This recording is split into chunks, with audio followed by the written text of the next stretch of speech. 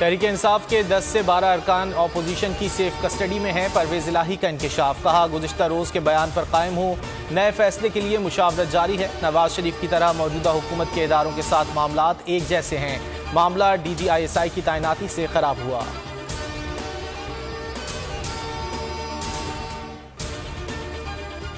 Sindh house में 3 खवातीन MNAs समेत हुकूमती अरकान को छुपाया गया है। हुकूमती ज़राए का दावा, कहा अरकान वापस ना किए तो दिन दिहाड़े बाजियाब कराएंगे। पीपल्स पार्टी ने सिंध हाउस में सिक्योरिटी का मुतालबा कर दिया।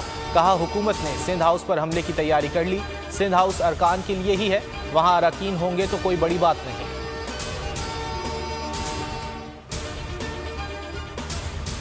सिंध हाउस में गधों का मीना बाजार लगा है। अपोजिशन को ऐसे बंद करेंगे जैसे कबूतर पिंजरे में बंद होते हैं। फवाद चौधरी के बाउंसर्स, नून लीग और पीपल्स पार्टी वाले तो निकल जाएंगे, मौलाना नहीं बचेंगे, धर लिए जाएंगे।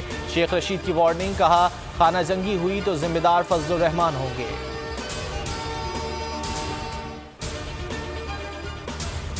अपोजिशन के नंबर्स इत्तेहादियों के बगैर पूरे हैं। बिलावल भुट्टो का दावा, कहा इमरान खान सियासी शहीद बनना चाहते हैं। पंजाब की वज़ारत आला से मुतालिक आसिफ जरदारी गारंटी नहीं, सिर्फ तजवीज़ दे सकते हैं।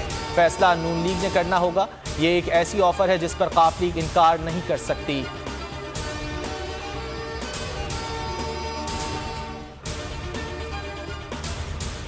तहरीक अदम एतमाद नाकाम बनाने के लिए वज़ीर आज़म के राब्ते तेज़। इमरान खान आज भी अरकान असम्बली से मुलाकातें करेंगे।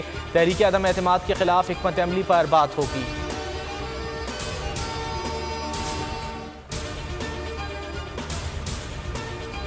मुल्क में कोरोना से मजीद 2 अफराद इंतकाल कर गए। अमवात 30,319 हो गई।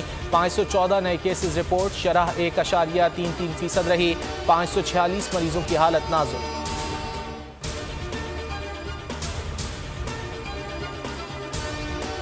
लाहौर में अफसोसनाक वाकया, पतंगबाजी का खूनी खेल एक और जान ले गया। इकबाल टाउन में पतंग की डोर से 24 साल नौजवान जाँ बहक। दानियाल इकलौता बेटा था, 2 माह पहले शादी हुई थी।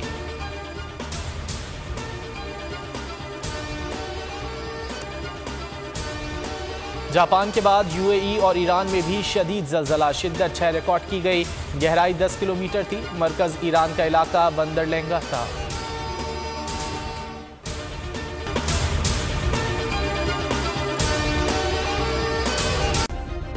सब्सक्राइब करें और बेल दबाएं ताकि कोई खबर रह न जाए।